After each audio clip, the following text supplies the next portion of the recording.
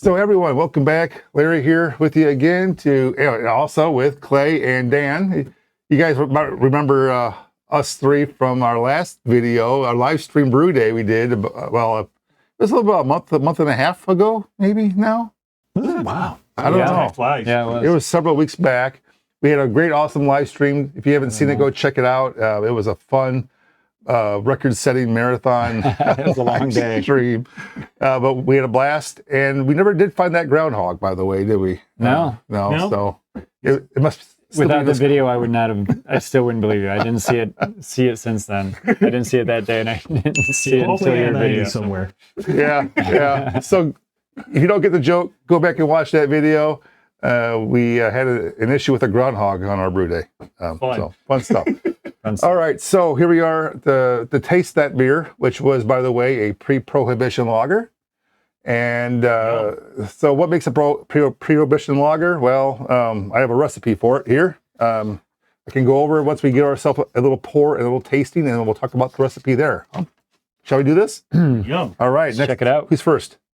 Dan, you're first away. Give me your glass. All right. All right, so I got 2 taps here. I actually made 12 gallons of this beer, right? I got 2 5-gallon cornies and a little 2-gallon keg for to go, right? Sounds good. Yeah, just for emergencies, right? And so, but what I did is that I kind of goofed up on my recipe. I was going to gelatin fine my entire batch, and I was kind of in a hurry, and I got absent-minded, and I kegged my first keg without any gelatin fining, which is this tap here. I call it my pre-pro plain lager. Right, and then the one on the left that we are drinking today, because it's more clear and pretty looking for camera at the moment, is my Pre-Pro Gelatin beer, which is, again, gelatin fined. So I'm going to pour up the gelatin fine version first, which is going to be the nice pretty one. And if we feel motivated, we can even pour up the plain, and we can even see what the cloudiness difference is after being in the keg for, let's say, a couple weeks now. I think we'll have no problem with that. All right, let's give it a shot. All right. There we go. Good carbonation. Yeah, that's Good head. Oh, it's got a good head on it. And it's clearing really nicely too. The gelatin, even the gelatin fine one was a little hazy that first week or so. But it's dropped nice, very clearly after 2 weeks here. So here's Dan. Looks like a it's commercial. a nice thing it does. Shall we? Oh, look at that. All right, yeah, you show it to the camera if you want. That's close. Yeah, there you go. Just get right up in there. Oh, yeah, look at that. All right, Clay, you're coming up next. That's nice. I mean, I can't drink this beer alone. I mean, these guys did, they did help, right? So... Did we though? Did we? Well, he brought beer. And I think I gave thoughts of encouragement. I think I helped you drink some of your beer. I brought our beer too. You helped me drink my beer. That's right. It was a team effort to drink both our home brews. It's a beautiful thing. All right. The not your mother's. Oh, Is it? Mother may have another. That's what it is. Mother may have. Hazy ale, not an IPA. Yeah. So, but about the recipe again, That's good. it's got, so the main difference is that it's got 6-row malt versus the 2-row that most homebrewers use. That adds you guys will see in just a minute, a certain flavor to it. And also corn as the adjunct, which is typical of the era. And then some old-fashioned cluster hops for flavor and aroma. Which are also, I guess, traditional and historical from that era as well. So, this is the pre-prohibition lager. Pre-prohibition. A style that should have been popular 103 years ago.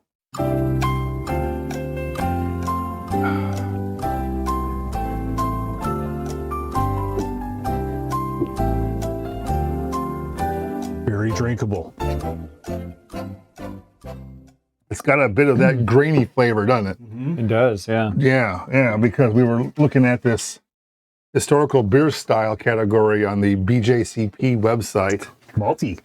It's malty but it's also aggressively bitter too.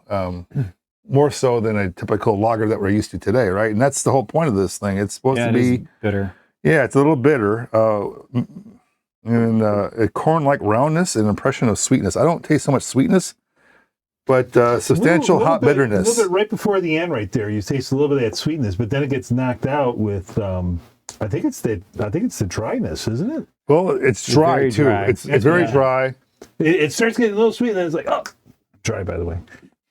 and so it's kind of like a chameleon. It kind of changes as you drink it, but very dynamic. yeah, it is very interesting. So it's basically a stronger, hoppier, or even slightly more bitter version of like what we're used to for a domestic lager here today, right? Yes. And Mine's like it tastes flat. It looks totally different. Oh wow! Is that these are Gelatins? it's fizzing though. It's from the same pour. I wonder why that is. I don't know. It seems very. Well, I've what you always seen pound that? I've always seen the barmaids take that straw and they kind of flick it in there.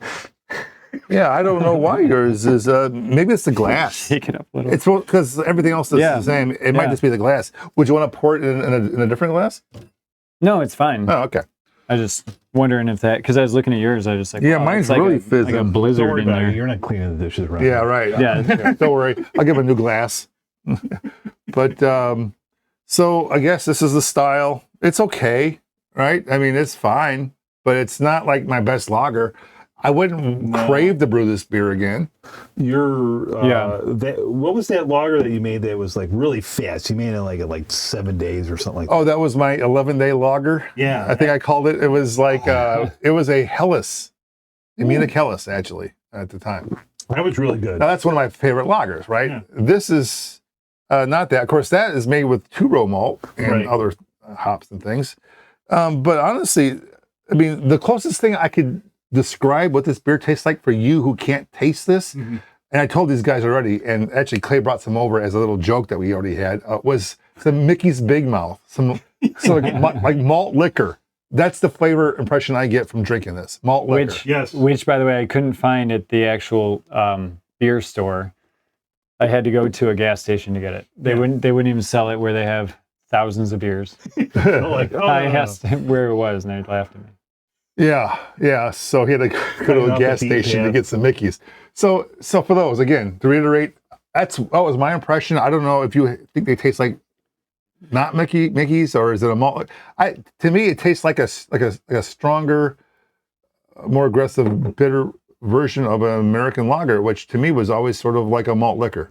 It has all the characteristics in there, like you were saying, the sweetness and the grainy, the maltiness of it, and but that bitterness at the end of it really, takes over. What kind of hops did you use on this? Magnum? Well, I used Magnum hops for the bittering, but only because it was cost effective. Because 1 ounce of Magnum hops is like 5 ounces of Magnum hops is a great bittering hops. It really is. Yeah. So it's a great bittering hop. It's very clean and neutral, I guess. So I'm not tasting any Magnum hops, honestly. It's a little bitter. I taste more cluster than anything. But its cluster's delicious. I love cluster in my lagers. I've done it a few times now in the past few years. I've used cluster. It's not the first time. Good old traditional hops. The six row malt, I think, to me is what I taste the most out of this beer. That stands out from any other kind of like a light domestic lager. I don't get a lot of aroma off of it. I don't think it's supposed to have one. It says low to medium grainy, corn-like, or sweet maltiness may be evident. So did you airless transfer this, or did you just? It was a closed transfer. Closed transferring? Yeah, I fermented it with a glycol chiller in my garage to keep it not in the yeast range. So I pressure fermented and I kept it under temperature. But I think the yeast range was 48 to 56 degrees Fahrenheit. I think I was fermenting it at like 65. Oh, wow. Like 10 degrees higher or more, but under pressure, like under 10 PSI. But the only reason why I use the chiller, because in July and August, it's like 100 plus degrees in our garages, right? So that's why I used a combination of both. I probably could have just did it at the yeast optimal lager temperature, but that would have taken like an extra week and a half longer probably to finish fermenting than it would if you were to. So they probably, for pre-prohibition, they probably always brewed this in the cellar. That's how it kept nice and cold for the yeast. That's what I. Well, that's what I think the origins of lager in general are from like history. Lagering, Cellars. yeah. It's like caves and Caves. stuff. They would brew this beer and they let it sit all winter in a cave and drink it in the spring. I Like guess. monk stouts. So, and then just for comparison, Clay was kind enough to also bring us an actual pre-prohibition Pilsner example from here, Chicago, the Conrad Seipps Brewing or Seipps Seipps Brewing Company, Seipps? Chicago. I don't know. Seipps. Seipps Extra Pale, so pre-prohibition Pilsner. So I'm going to drink that. Maybe a little. You know what? That's a good idea. How about we get a little sample of that? We'll sample side by side. Yeah. Conrad. All right. Conrad Seipps. So he's probably a master brewer. Glass for each of us. And then go ahead and give it a pour.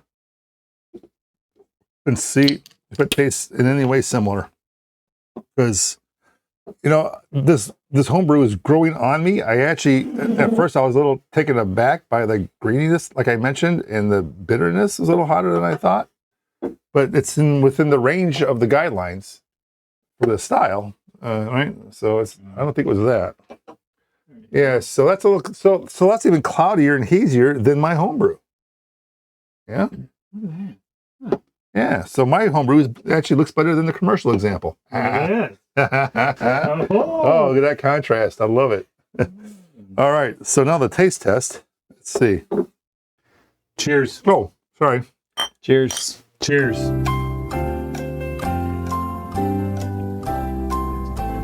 Now this tastes a little sweeter. It lasts a little longer on the tongue, but it's still bitter. Still bitter. Let me see. Okay, yeah, mine's definitely more dry. So mine's more fermented through. I think it finished at 1.010, which is on the low end of the range because it goes up to 1.015 specific gravity for the guidelines. So I'm on the bottom end of that range. So it's like probably on the verge of being too dry for the style, on the verge of it. So I do agree with that, but I don't mind it. And it might be the yeast I used because I ended up using an Omega yeast Pilsner 1, which is the OYL-101. And I'd never used that yeast before. The yeast I wanted to use was not in the local homebrew shop. Everybody learns with 101. Oh, I don't know. I think I think I was going to use a more traditional strain. Sorry, it's there. Anyway, sorry, but I don't know if there's any traditional strains of the whole history of the Pilsner movement, and the German immigrants coming here in the 1800s and bringing the brewing style and ingredients. And there's different yeast strains that originated in Germany. And this is supposed to be like a German Pilsner strain, I think. Anyway, so probably not too far off. But as far as it's definitely way more sweet. Yeah. Than Yeah, it's more full-bodied. Yes. Slightly sweet. Sweet, not as dry. At first, but then it's still got the bitterness at the end. Oh, now this smells. Yeah. What am I smelling there? It's still bitter on the back end.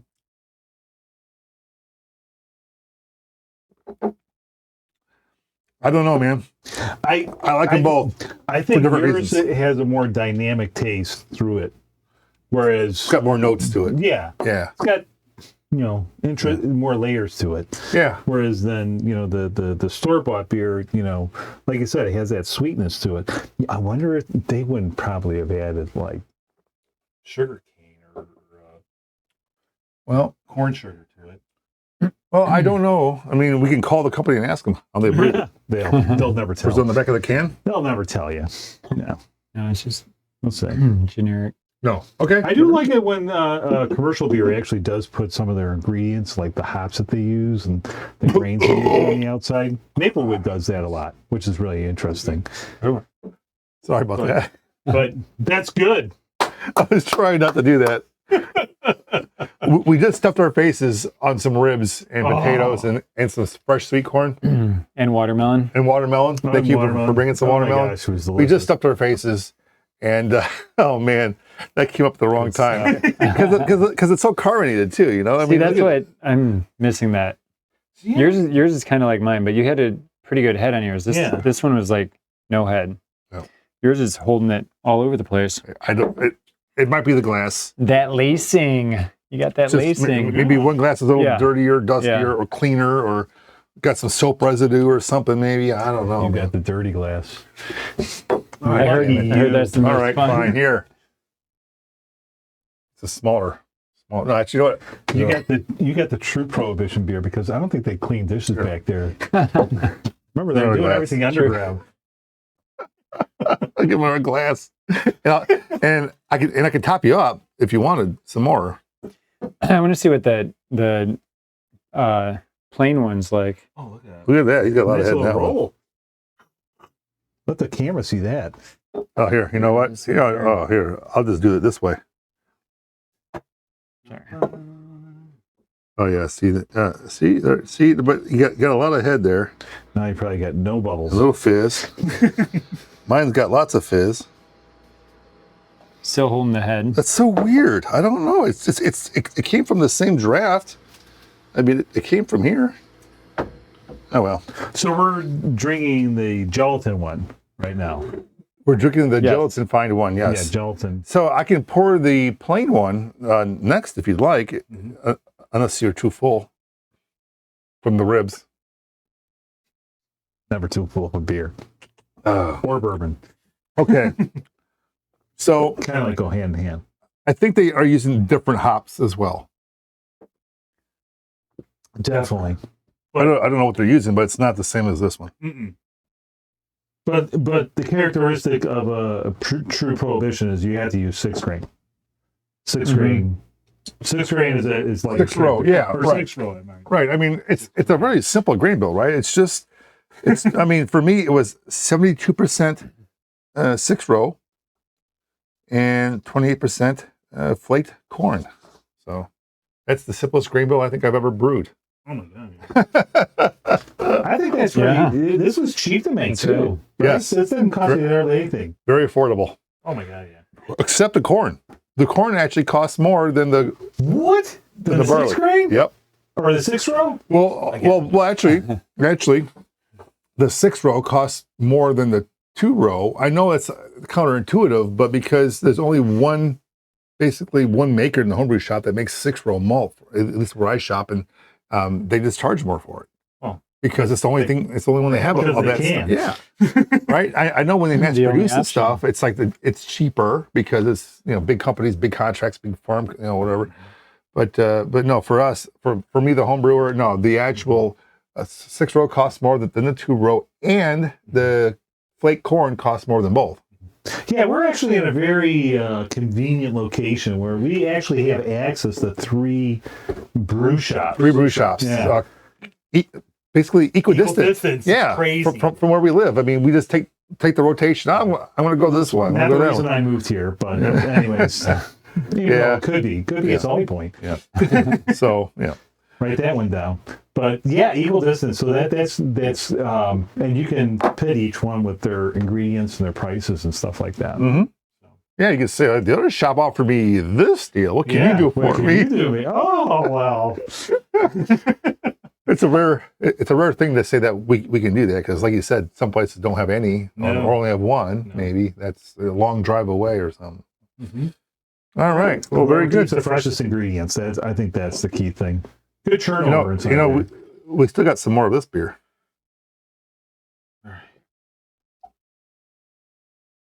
Thanks. Oh, shit. Oh, damn it. Oh, no, it's happening. Yeah. Not too fast. You know what? I got a paper towel. We got a blend. There we go. There we go. I wish I had coasters for you folks, but I don't. Remind me, I have some I can give to you. Yeah, cool. I gotta, just get rid of it. Had a coaster fetish for a while. I was, going all of those, where the gathering of all the breweries, what do they call those things? Craft days or something like that. And they always hand all the breweries. Oh, would always handing out pass out coasters? all the, the coasters. All the You couldn't conferences put your and- beer down anywhere. Yeah. So I was like, Yeah. what, are we supposed to play Prismy here? Yeah, I hear you. Very cool. So, Well, all right. it's either that or stickers. Sorry.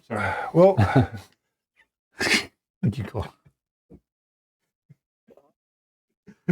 No, I'm just kidding. All right, so that's the gelatin example.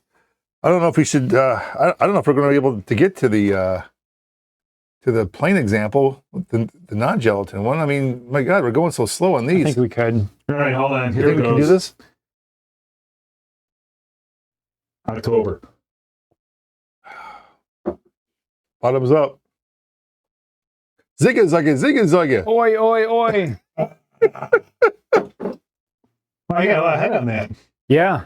Yeah, once I frothed it up a little bit. All right, here. Let me grab it. Okay, so now we're going to do the non-gelatin fine, plain one. This is Dan's glass. Yeah. Hit me. Now I've already poured a couple pints out of here to clear the trube. So what you're seeing here is still still in suspension in the beer, and it still has yet to drop. Thank you for that. Mm-hmm. Appreciate you not giving me true. All right, so now this one is it's actually starting to clear a little better from the last time I checked. But see, that looks like the same thing, man. it's still it's getting What are you there. talking about? It's getting there. Oh, it is a little cloudy. It is a little cloudy. Here we go. Well, let me get It's a little cloudier. There we go. Here, look. That's a little more like this. A little bit cloudy. Oh, look at that. Oh, yeah, true. Look at that. See? There we go. Thank you. That's a little more like Is that one clear? That one's kind of cloudy. Yeah, that one's cloudy too. a lot closer. Huh. A little bit closer. So we can definitely say that Seipps doesn't use gelatin in this beer. No, I think it's naturally, and there might be reasons. I mean, they might have vegetarians or vegans in their midst. Oh, that's true. Who doesn't like meat? All right, Clay Dog. With Bohemian and heritage hops. Bohemian and Heritage hops. Bohemian and heritage. So no cluster on that one. Uh-oh. Well, I don't know. I would think cluster would be some kind of I a. think you. What happened? I put pour. No, it's looking good. Actually, I think there was more bubbles in the other one. Yeah, there was. Yeah, Clay. At least I had some. You're in just the getting other screwed, one. man. Oh, here we go. There's some. Oh no, they're in there. It's just cloudy. All right. See? Dude, your glass. Cloudy with a Look at chance your of glass. meatballs. Here. I mean, Your glass beer is- bowls. Yeah. Cloudy with a chance of beer bowls. Chance of carbonation. So Yours looks like it's going like crazy. Look at that. Yeah. Oh, I know what's going on here. that's mine. Notice yours and I, like, ours Yeah, don't. mine's the first one. Clay's and It's does. these guys are just kind of. Like my beer was stuck in the line forever. Not getting carbonated, but we'll find out real soon, right? All right. Well. So all right. We had the same order before. Sorry. No, go ahead. That's fine. Cheers. Cheers on the second one to see how this cloudy version tastes. Non-gelatinous. I like that better. It tastes smoother. It does. That's weird. This It tastes more like the other beer. tastes better.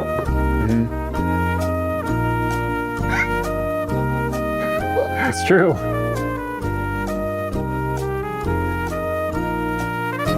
If I was actually on a blind taste test, I would Wow. probably say Yeah. this one was better. So now if I try the store bought version. What did the gelatin do? It took out some of the flavor to it? Took out some of the body of it. Yeah. Yeah, the gelatin took some of the body out. It made a little thinner, drier tasting beer. We took out the sweeten. Now that has sweetness in it. Yeah, a little bit. I wonder why it is. Well, once you see this, How about comments that? are appreciated. Thoughts? Yeah, please give us your opinions because the uglier three of looking us. beer tastes better All three of us than the taste I would love to hear clarified your one. thoughts on why. Why is it sweeter? And it's not beer filtered. It's not filtered, mechanically filtered, where that would be a reason why. this is cold filter with the. It's just cold kegerator. filtered with the gelatin fining and cold crashing a little bit involved. Well, that was the other one, not this one. But this one, no That's the gelatin. difference No between them, yeah. gelatin.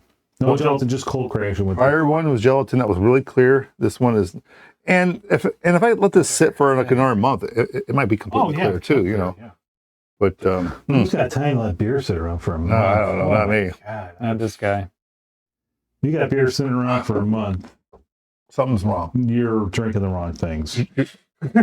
You're making the wrong beer. Yeah, you're definitely making the wrong beer. Because if you're making a beer that's going to take you months to finish off, Then, maybe you shouldn't have made it in the first place. well, it might be, you know, people are telling you things.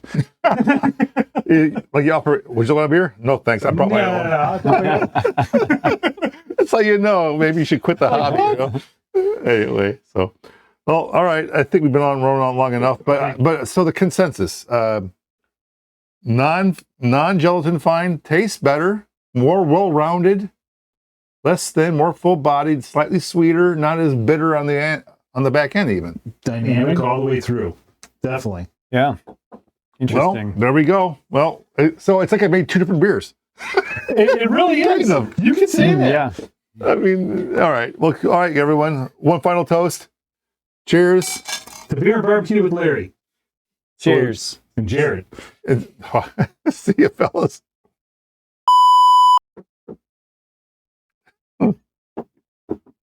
Oh, good.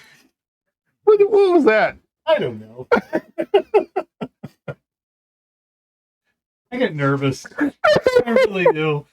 It just happens. Did you mean jaded? Yeah, that's it. I looked at it too. I'm like, Jared? like Jared from Subway? I'm like, dude, what are you doing throwing that on this freaking thing, man? To Jared. Jared, dude, he's You can in check jail. that out. He's in prison now. Oh, no. All I'm right. going to say jaded. That was bad. That was funny, man. That was some funny shit.